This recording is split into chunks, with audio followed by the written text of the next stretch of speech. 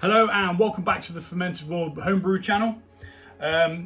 Today we're going to be brewing one of the meads that I've brewed before, but a little bit different. I've done this again with the Viking's blood. I've changed the recipe slightly to see whether I can make it better, but cheaper. So today we're going to be using dried mango in a mango and habanero mead instead of fresh mango and fresh chilies that I grew myself. I haven't been able to get the chilies in yet, so we are just using some fruity habaneros that were from Amazon. A couple of quid, I think they're about £5. And again, a little bit different. Ooh. This smells spicy. What we're going to be doing is we're going to be making a tea out of this. I've got some hot water. I'm going to measure out 1 litre of said hot water, which is very hot, so be careful. We are doing a double batch of this, which is why I'm using 1 litre. If it was just a 1 gallon batch, I'd just use half a litre. And into this 1 litre, we are going to put some gloves on. That's what we're going to do. Because chilies have this tendency to get in your eyes. Don't know how it happens, it just manages to wiggle its way there. So we've got our fermenter ready, nice and clean, all sterilised. So this is a request from a friend of mine who had some of the original mango and habanero. He wanted his own batch of it, so he's going to get 4 bottles, I'll keep 4 bottles, and he'll just pay for whatever it costs because I get a video out of it. But the question is, will we make it as good as it was last time? And I mean, I don't really blow my own trumpet, but it was probably one of the best meads I've made, other than the fig and cinnamon bochet. That was next level classic. Like it was just mental. So, in the first brew, there was frozen and then thawed out mango chunks. We're using dried mango instead. The quantities are a bit different as well, but I think you probably get about the same amount because this is dried. So these are 100-gram bags, so we're going to be using 200 grams of dried mango, and we're going to chop these into bits. And as you can see, I've already prepared everything. Water can go in there because we definitely need it in there, and then it's out of my way. So I've got to speak with him, and he thinks it might be too hot. I said I'm going to put four habaneros in because I can't remember actually how many habaneros I used. I think we're going to take the seeds out because you don't need the seeds in there. If there's a couple hanging about, that does not matter. But we want to take as many of them out as possible. Just because, simple fact is, it'll make it easier to siphon off. So that's another nice big juicy one. Say juicy, it's not juicy, it's crispy. And as always, I'm very tempted to try a piece, which I know will be my downfall, but I do like spice. Habanero is one of my favourite chilies. Scotch bonnet is actually my favourite chili. But I am partial to a bit of cayenne pepper as well. Now I know cayenne is a chili pepper, but it's actually got some real good medicinal properties. I'll have you know that I know that. Not a lot of people know that I know that. So, see that? That was me wiping my nose. That had been chili in my nose. So we've got 2 of these crispy chilies.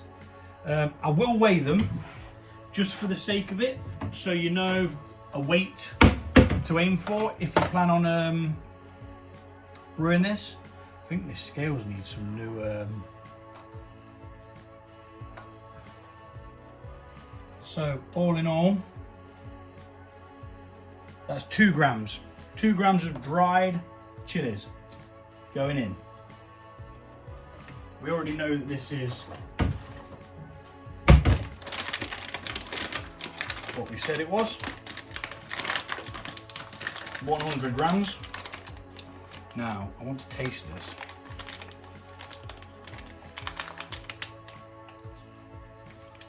And, yeah, chili on my fingers, wasn't it?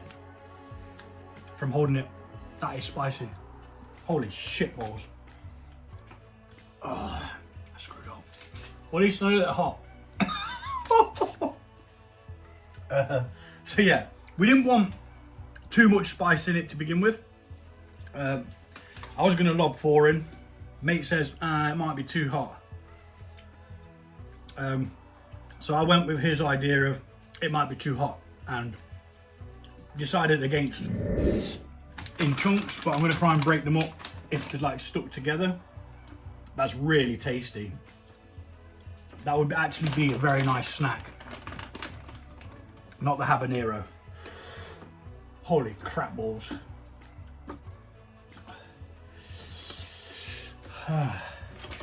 And that was literally just untouching my mouth. So break these up as they go, if you can. Make sure they're not all stuck together. It'll let them steep their flavours out better. See, that's 2 there. Ouchie! I do love it though. As spicy as it is, I love it.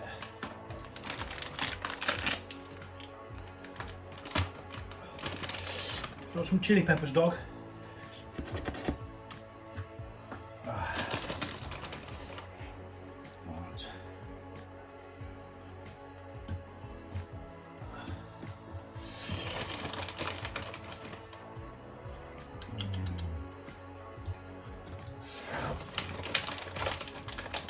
Over my lips.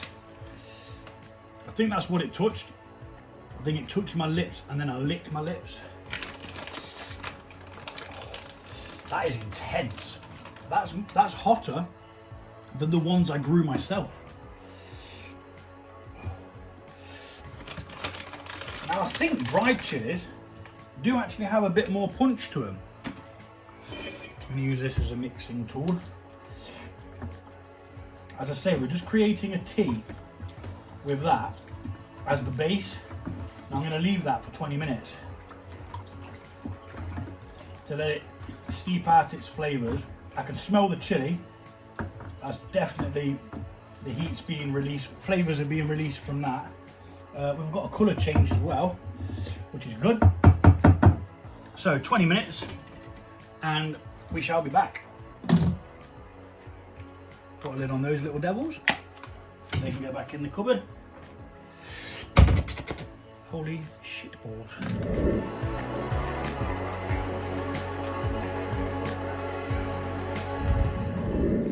Right, so that's been sat stewing for, oh, you can smell the spice in that, for about half an hour, 20 minutes to half an hour.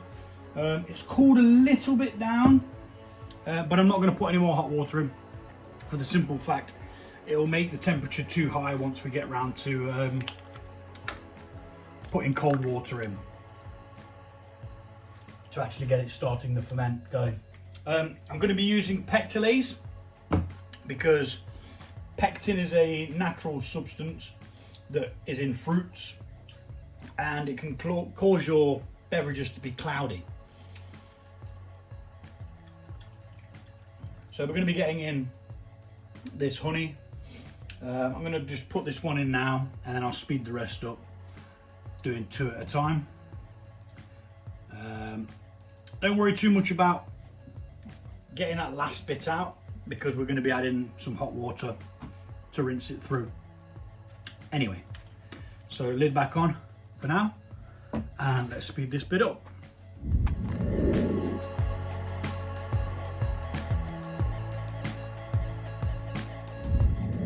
Now what we're going to do is rinse them through with a bit of hot water.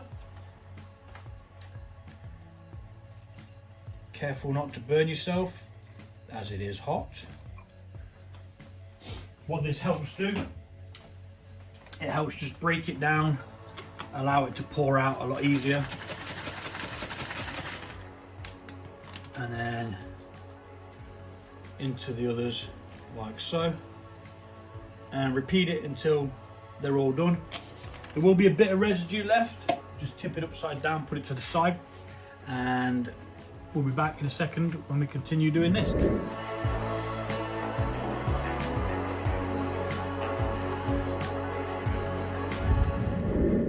Now what we're going to do is we're going to add our pectolase and yeast nutrients.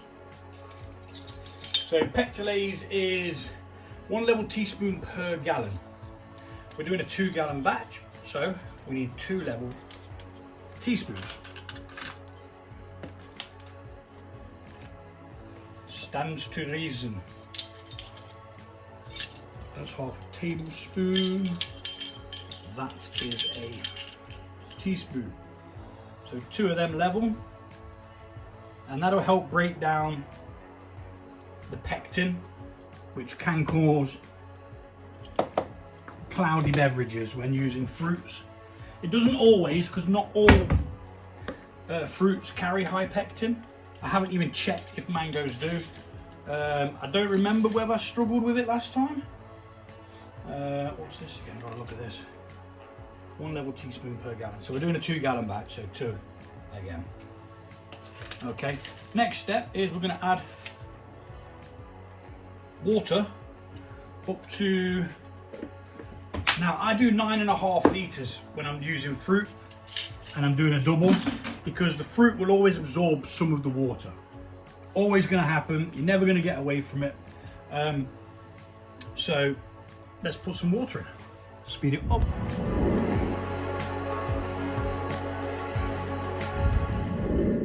So that is our habanero in, our mango in, our honey in, yeast nutrients and pectolase. Now we mix. Be careful when you're tipping it in, because some did splash out, and I thought to myself instantly as it went into my eye, holy crap, that's going to sting. Luckily it didn't get me. The habanero was not present. If you haven't got a drill that you can use with a swizzle stick, just use a spoon. But I find this gets it done really, really quickly, because mixing honey is a pain in the arse.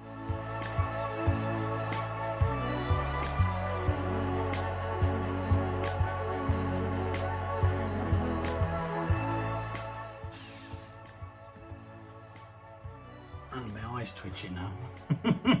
It was this one, starting to water a bit.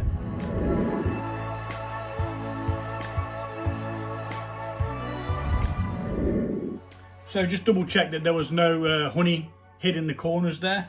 I should have actually sterilised the spoon, but I totally forgot to do it. So we're going to pitch yeast and then mix the yeast, and then, my compadres, we are done. We're going to spread that out as evenly as possible and get the mixer again.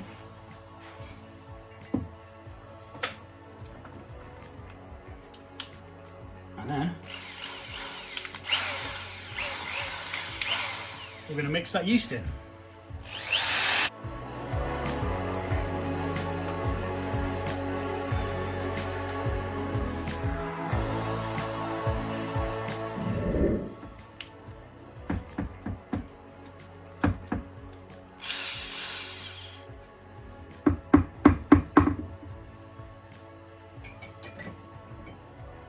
Now, I always get tempted to use my digital hydrometer for a mead, but I'm not willing to not use it for a beer, and I do have another beer to get on at the moment, very soon. So now we're going to take a hydrometer, which I probably should have done before I put the yeast in, but it doesn't really matter. And this will give us an indication of how much sugar we're working with and where we plan to be at the end with what ABV we should receive from it. So it's at 110 10, which means steeping the mango in the hot water has helped release some sugars out from there, which are then going to get fermented. I do have another pack, another 100 grams of it to then add in secondary, as well as another pot of honey to then sweeten it back up. So 110 on the nose, and this has been sterilized so we can go back in there. We're going to close this up, stick a lid on it. We're going to leave it for